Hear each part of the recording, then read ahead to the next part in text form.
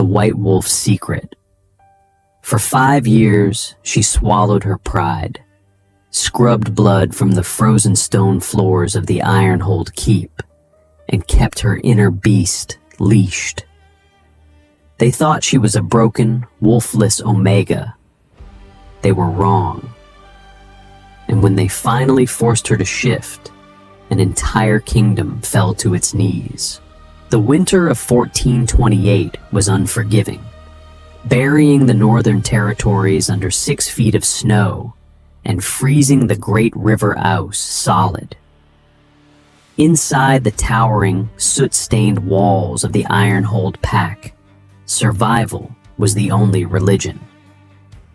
Here, weakness was a death sentence. And for Madeline Hayes, weakness was the only shield she had left. Madeline was 22, but her hands were calloused and scarred like a woman twice her age.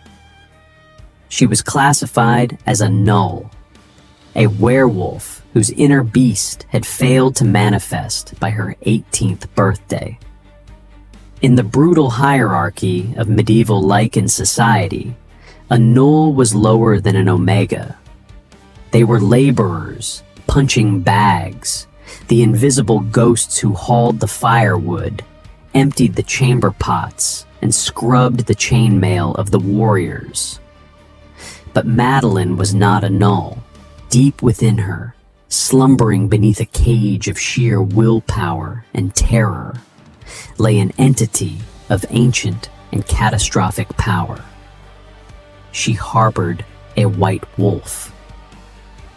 In the legends of the lycanthrope kingdoms, the white wolves were the Ethelgards, the sacred protectors of the moon goddess, born once every few centuries to balance the scales of power.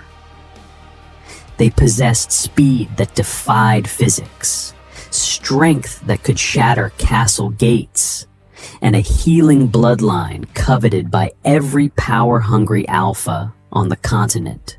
5 years ago, during the massacre of the Ivory Moon, the ruling monarch's father had hunted the last known white wolf to extinction. That wolf had been Madeline's mother, Lady Evelyn Hayes. Madeline, only 17 at the time, had hidden in the blood-soaked floorboards of their estate, watching the royal guard slaughter her family.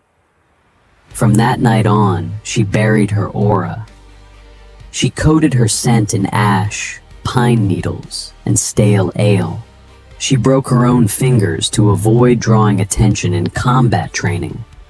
She became a ghost until the day the Crimson Crown came to Ironhold. The heavy oak gates of the fortress groaned open, and the ground trembled under the weight of 500 royal cavalrymen. At their center rode Alpha King Lucius Vane.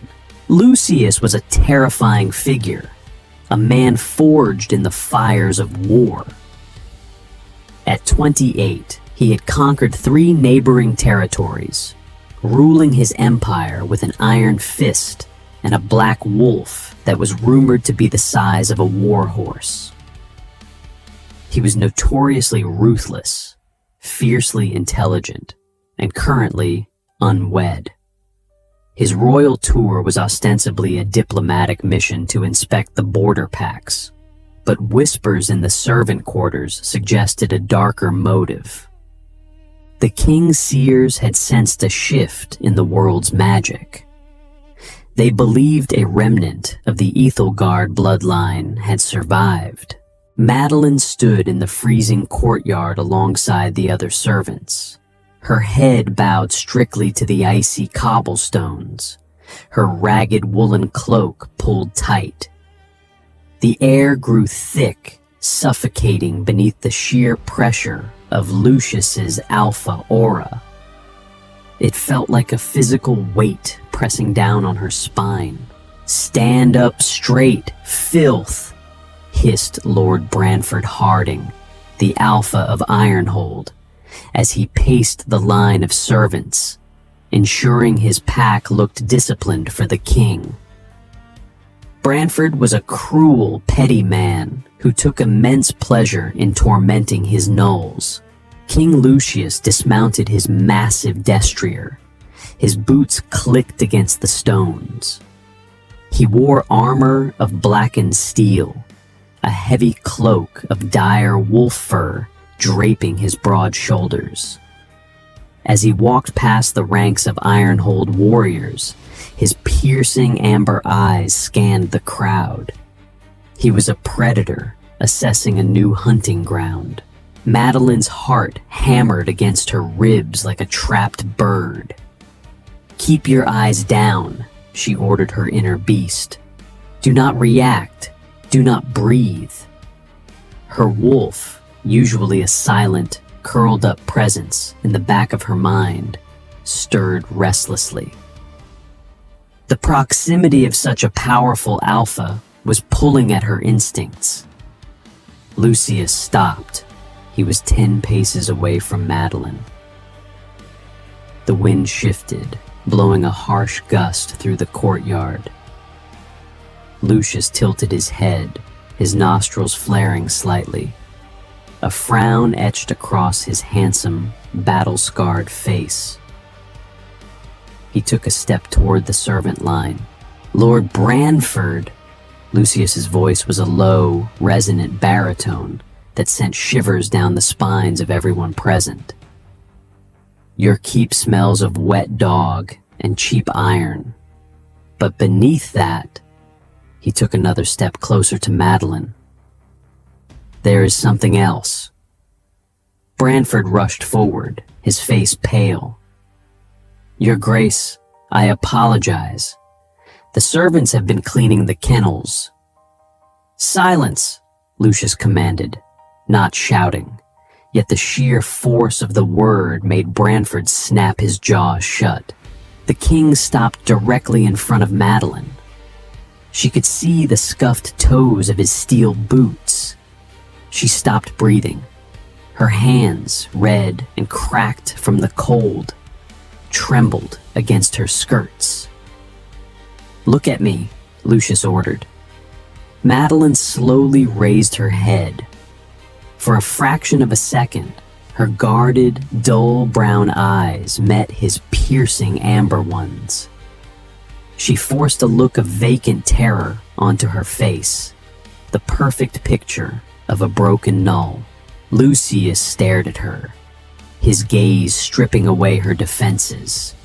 He leaned in, his face mere inches from hers. He inhaled deeply, drawing in her scent. Madeline had bathed in cold river water and rubbed charcoal into her skin that very morning, but the king's senses were supernaturally sharp. "Ash," Lucius murmured, his voice dangerously soft. "Rot and frost." He stared into her eyes for a moment longer, a flicker of confusion crossing his features. Then, the mask of the ruthless king slammed back into place. He straightened up, turning his back on her. "Prepare the great hall," Lucius announced to the courtyard. "Tonight we feast, and tomorrow every member of this pack will be tested. I am looking for something, Branford, and I will burn this fortress to the ground to find it." Madeline lowered her head, closing her eyes as a cold sweat broke out across her back. The king was hunting, and the trap was already closing around her.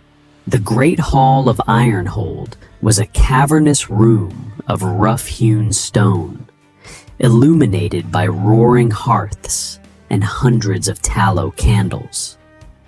The air was thick with the smell of roasted boar, spiced wine, and the heavy, musky scent of over 200 werewolves trying to assert their dominance. Madeline navigated the crowded room with practiced invisibility, carrying a heavy silver pitcher of wine. Her muscles ached, and her nerves were frayed to the breaking point. The king's decree had sent a wave of panic through the lower ranks. Tomorrow, the rite of revealing would take place. A brutal magical examination that would force any hidden wolf to the surface. Madeline knew she could not survive it. She had planned to flee tonight under the cover of the blizzard raging outside, but the castle was locked down. Royal guards watched every exit. "Watch your step, beggar," a cruel voice sneered. Madeline narrowly avoided colliding with Lady Katerina Belmont. Katerina was the daughter of Ironhold's Beta, a striking woman with raven hair and a vicious streak. She was draped in crimson silk, aggressively trying to catch the king's eye, who sat bored and imposing at the high table. Katerina despised Madeline. Years ago, Katerina's older brother, Gideon, had cornered Madeline in the stables with dark intentions. Madeline's wolf had surfaced for a split second, snapping Gideon's arm like a twig. Madeline had blamed a spooked horse, but Katerina had always harbored a poisonous suspicion. "My apologies, Lady Katerina," Madeline murmured, keeping her eyes glued to the floorboards. Katerina sneered, her eyes glinting with malice. "The king commands his chalice be refilled. See that you don't embarrass us, Null." As Madeline walked past, Katerina casually stuck out the toe of her velvet slipper. Madeline, exhausted and distracted by the oppressive weight of Lucius's gaze from the high table, caught her foot. She pitched forward. The heavy silver pitcher slipped from her grasp, crashing onto the stone floor and sending a spray of dark red wine directly onto the armor of Commander Leonidas, the king's personal guard. The great hall fell dead silent. The music stopped. Every eye turned to the spilled wine, which looked damningly like blood on the commander's pristine armor. "You clumsy, worthless wretch!" Katerina shrieked, stepping forward and striking Madeline across the face. The slap echoed like a whip crack. Madeline tasted copper on her tongue. She fell to her knees, immediately adopting the submissive posture expected of her. "Forgive me," Madeline choked out, keeping her inner wolf, which was currently snarling and throwing itself against its mental cage, tightly locked away. "Hold it back, hold it back." Lord Branford stood up from the high table, his face purple with rage.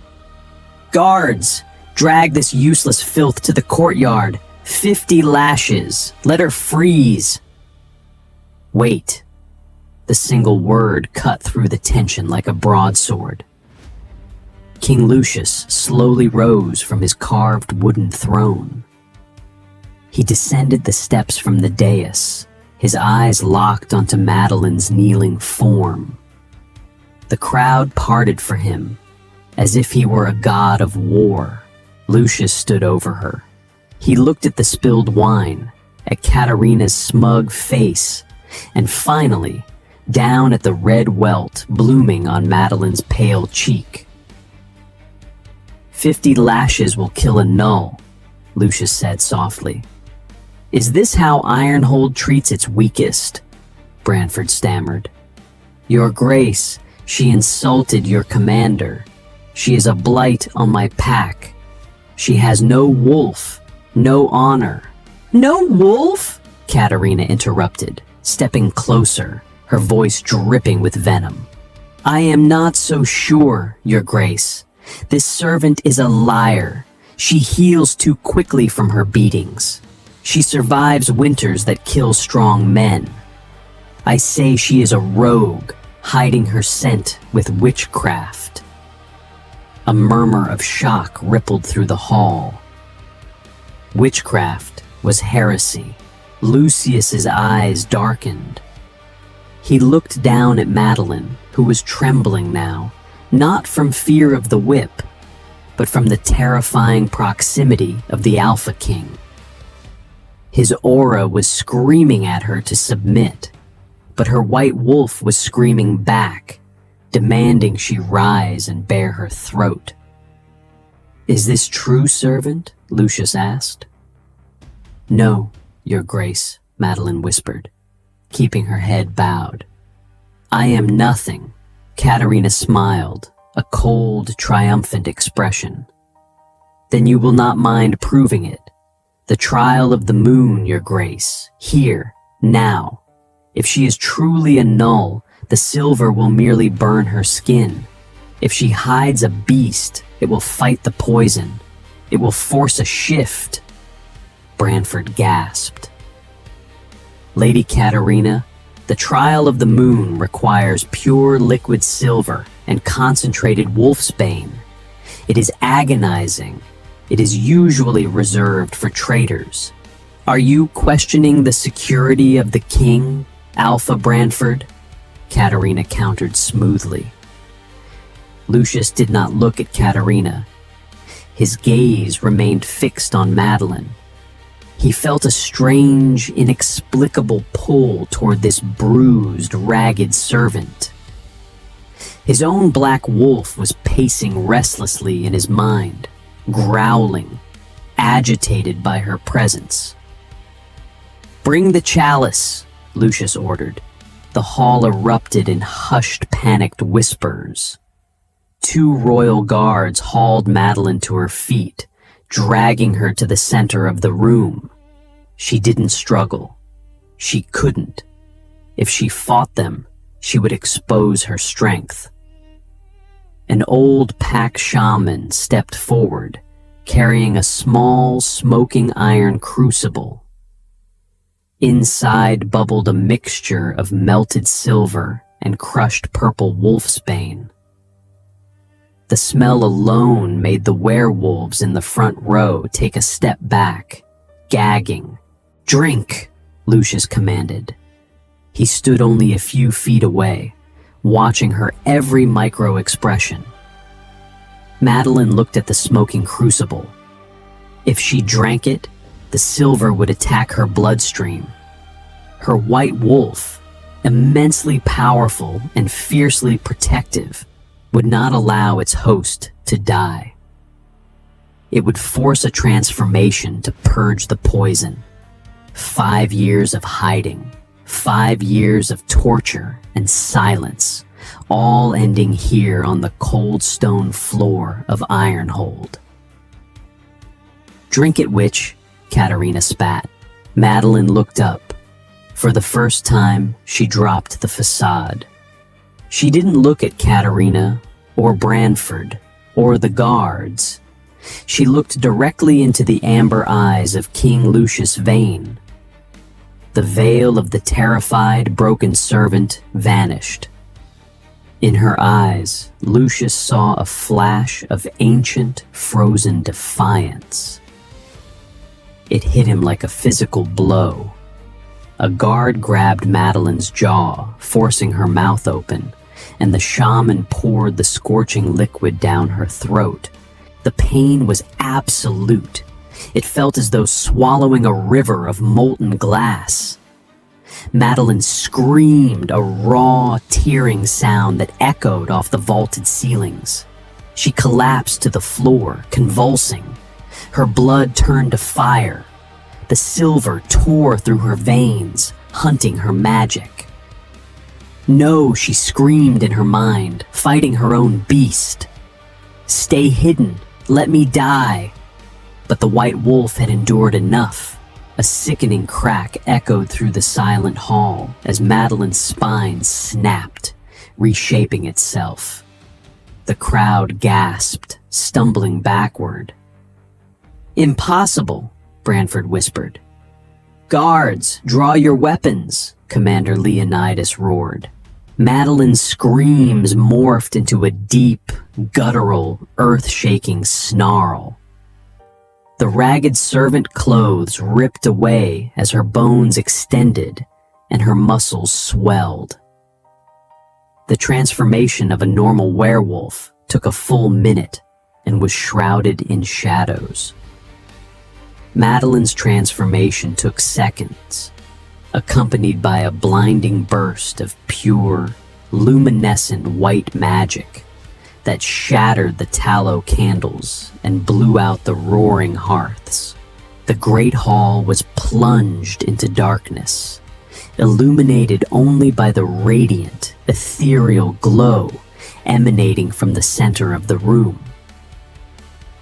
When the light dimmed, Madeline Hayes was gone. In her place stood a creature of myth. The white wolf was enormous, easily standing chest high to a grown man. Her fur was the color of fresh, untouched snow, gleaming with an otherworldly light. Her eyes, no longer dull brown, were blazing pools of liquid silver. She shook her massive head, purging the remaining silver poison from her system with a terrifying, rumbling growl that vibrated through the very foundations of the castle. Panic erupted. Swords were drawn. Katerina Belmont screamed and scrambled backward, tripping over her velvet gown. The white wolf turned her massive silver eyes toward the high table. She locked eyes with King Lucius. Lucius Vane, the ruthless conqueror, the alpha of alphas, did not draw his sword. He stood frozen, his amber eyes wide with absolute shock, reverence, and a sudden, undeniable possessiveness. His inner black beast roared in triumph, recognizing what no one else in the room fully understood yet. The white wolf bared her diamond-sharp fangs, her aura exploding outward, a wave of pure, dominant, crushing power that swept over the room. Every werewolf in the Great Hall, from the lowest Omega to the cruel Alpha Branford, felt their knees buckle. Against their will, forced down by the sheer ancient weight of the Ethelgard bloodline, they collapsed to the stone floor in absolute submission. Only King Lucius remained standing. And as the white wolf took a slow, menacing step toward him, the real game began. The great hall of Ironhold remained entombed in a suffocating silence, save for the low, rhythmic growl rumbling from the chest of the white wolf. Madeline's silver eyes remained locked on King Lucius Vane. To everyone else in the cavernous room, she was a monster of legend, a nightmare wrapped in blinding snow-white fur. To Lucius, she was the missing piece of his soul. The scent of her, previously masked by ash, rot, and cheap ale, now flooded the massive room. It was the intoxicating aroma of winter pine, crisp midnight air, and blooming night jasmine. It hit Lucius's senses like a physical shockwave. His inner beast, the monstrous black wolf that terrified entire armies, did not want to dominate the creature before him. It wanted to bow. It wanted to claim, mate. The ancient word echoed through Lucius's mind, drowning out the ambient panic and fear of the hall. Kill it! Lord Branford's voice shattered the spell. The Alpha of Ironhold had managed to push himself up on one knee, his face twisted in a mask of absolute terror and undeniable greed. He recognized the Ethelgard. He knew what her pelt, her blood, and her magic were worth on the black market. "Guards! She is an abomination! Bring her down!" Before the Ironhold soldiers could even twitch their weapons, Lucius moved. He did not shift, but the sheer velocity of his movement blurred the air. In a heartbeat, the Alpha King stood directly between the White Wolf and the rest of the hall. He drew his broadsword, Nightfall, the blackened steel singing a deadly metallic note as it cleared the scabbard. The first man who takes a step forward, Lucius's voice was a lethal whisper that somehow carried to the furthest corners of the stone keep. Will lose his head. The second will lose his entire bloodline. Commander Leonidas and the royal cavalry instantly drew their weapons, forming an impenetrable perimeter around the king and the White Wolf. The Ironhold guards froze, dropping their halberds and swords to the floor, completely cowed by the overwhelming royal force. Katerina Belmont, still sprawled on the floor, pointed a trembling finger at Madeline. Your Grace, you cannot protect her. She is the last of the Hayes line. My father, Lord Nathaniel Belmont, proved they were traitors. They caused the massacre of the Ivory Moon. She is a danger to the crown. The White Wolf unleashed a deafening roar. The sheer force of the sound shattered the remaining glass in the high windows. Madeline's mind was a vortex of ancient rage. Katerina's father hadn't proved her family were traitors. Nathaniel Belmont had orchestrated the massacre himself, paying assassins to slaughter her parents so he could steal their land and mine the silver beneath their estate. Madeline lunged. She moved faster than a striking viper, bypassing Lucius and pinning Katerina to the freezing cobblestones. Her massive silver jaws snapped open, hovering mere inches from Katerina's exposed throat. The cruel woman sobbed, paralyzed by the sheer, crushing dominance of the Ethelgard's aura. Madeline! The name left Lucius's lips as a tender, grounding command. He did not use his alpha tone. He spoke to her as an equal. He approached slowly, lowering his sword. Madeline, look at me, Lucius commanded gently. The White Wolf snapped her massive head toward him, her lips still pulled back over lethal fangs. But as she met his amber eyes, the blinding fury began to recede. Lucius reached out a heavily scarred hand. The royal guards gasped, expecting the beast to tear his arm from its socket. Instead, Lucius rested his bare palm against her snowy snout. A jolt of pure, crackling electricity sparked between them, confirming the fated bond. You are safe now, Lucius murmured, his thumb brushing through her luminous fur. No one will ever lay a hand on you again. I swear it upon my crown. The fight drained out of Madeline. The silver poison had forced the shift, but maintaining this form required massive reserves of energy she simply did not possess after 5 years of starvation, physical labor, and abuse. Her massive frame shuddered. The blinding white light consumed her once more, shrinking, condensing, until the majestic wolf vanished into the ether. In her place lay Madeline, human once more, unconscious and curled out on the freezing stone.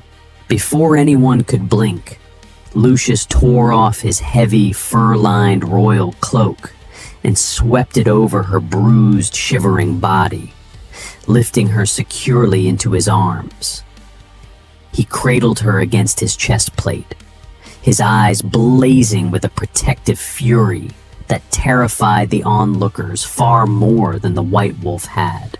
"Commander Leonidas!" Lucius barked, turning his terrifying gaze upon Branford and the weeping Katerina. "Arrest Alpha Branford and the entirety of House Belmont. Seize their assets, their records, and lock them in their own dungeons. We leave for the capital at first light, and send word to the high clerics." Lucius looked down at the pale, exhausted face of the woman in his arms. "Tell them to prepare a coronation. I have found my queen." 3 weeks later, the brutal, unforgiving winter of the Northern Territories felt like a distant nightmare. Inside the gilded, sunlit chambers of the Sunfire Palace in the capital city of Oakhaven, Madeline stood before a massive floor-to-ceiling mirror. She barely recognized the reflection staring back at her. Gone was the hollow-cheeked, bruised servant of Ironhold. Her long, dark hair flowed in thick, lustrous waves, no longer matted with soot and ash. Her skin glowed with health, the scars of her past rapidly fading under the meticulous care of the royal healers and the immense restorative magic of her newly awakened Ethelgard Wolf. She wore a tailored gown of deep sapphire velvet, heavily embroidered with silver threads that matched the exact color of her wolf's eyes. "You look breathtaking," a deep, resonant voice rumbled from the arched doorway. Madeline turned to see King Lucius leaning against the frame. He wore formal regal attire, a tailored black tunic lined with silver, but his amber eyes still held the raw, possessive intensity of the wild alpha. Over the past 3 weeks, their bond had deepened from a shocking revelation into a fierce, unshakable partnership. Lucius had been ruthlessly patient, allowing her time to heal, to understand her new reality, and to accept the mating bond that pulsed constantly between them. "I feel like an imposter," Madeline admitted softly, her fingers tracing the intricate silver embroidery of her bodice. "A month ago, I was scrubbing chamber pots and hiding in shadows. Tonight, you expect me to sit beside you and pass judgment on the very lords who ordered my family's execution." Lucius crossed the room, his boots silent on the plush carpets. He stopped in front of her, gently taking her hands in his. "You were never an imposter, Madeline. They were. They stole your family's legacy, wrapped themselves in false nobility, and tried to bury you in the ashes. Tonight, you do not just pass judgment. You reclaim your birthright." The grand hall of the Sunfire Palace was a stark, magnificent contrast to the grim walls of Ironhold. Crystal chandeliers cast a warm golden glow over the hundreds of aristocrats, pack alphas, and military generals who had gathered for the royal tribunal. The air buzzed with nervous anticipation. Word of the White Wolf's return had spread across the continent like wildfire, bringing both fragile hope and deep terror to the ruling classes. As the heavy golden doors swung open, the royal herald's voice boomed over the crowd. "Presenting His Royal Majesty, King Lucius Vane, and Her Grace, Madeline Hayes, the Ethelgard of the North." A collective gasp rippled through the nobility as Madeline walked into the hall, her hand resting firmly on Lucius's arm. She radiated an aura of quiet, terrifying power. It was not the aggressive, domineering pressure of a standard alpha, but the deep, ancient pressure of the ocean floor. Calm, vast, and completely unbreakable. They ascended the dais, taking their seats on twin thrones of carved obsidian. Below them, bound in heavy iron chains, knelt Lord Branford and Lord Nathaniel Belmont, Katerina's disgraced father. "Nathaniel Belmont!" Lucius's voice cut through the silence, cold and unforgiving. "My inquisitors have spent the last 3 weeks tearing through your private estates. We found the ledgers. We found the encrypted missives paying the mercenary guilds for the massacre of the Ivory Moon. You slaughtered the House of Hayes to seize the silver mines of the valley, and you conspired to hide the survival of the Ethelgard bloodline. Nathaniel, a balding man with a pale, weasel-like face, spat blood onto the polished marble floor. She is a monster. The Ethelgards are too powerful. They unbalance the natural order. If she lives, the neighboring kingdoms will unite to destroy us out of sheer fear. Duke Harrison Monroe, a wealthy political rival of the king, stepped out from the crowd of nobles, clearing his throat. Your Majesty, Lord Belmont's methods were treasonous, but his fears are not entirely unfounded. To crown a white wolf is to invite war. Can this woman even control the beast within her? Or will she bring ruin to us all? The hall erupted into anxious, hissing murmurs. Lucius's jaw clenched, his hand moving toward the hilt of his sword. But Madeline gently placed her hand over his, stopping him. She stood up. The murmurs instantly died. Madeline slowly descended the steps of the dais, walking directly toward Duke Harrison Monroe. She did not break eye contact. As she moved, she allowed her tight leash on her inner wolf to slip. Just a fraction. The temperature in the grand hall plummeted. Thick frost began to spiderweb across the polished marble floor, radiating outward from Madeline's velvet slippers. The crystal chandeliers flickered as a visible wave of pure, luminescent silver magic rolled off her shoulders. Duke Harrison stumbled backward, his breath pluming in the suddenly freezing air, his knees shaking uncontrollably under the crushing weight of her presence. My family guarded the northern borders for 300 years, Duke Monroe, Madeline said, her voice echoing with a slight, otherworldly reverb. We did not unbalance the world. We protected it. Those who fear my power are only those who harbor shadows in their own hearts. She turned her blazing silver eyes to Nathaniel Belmont and the trembling Lord Branford. I hid in the ash and the dirt for 5 years.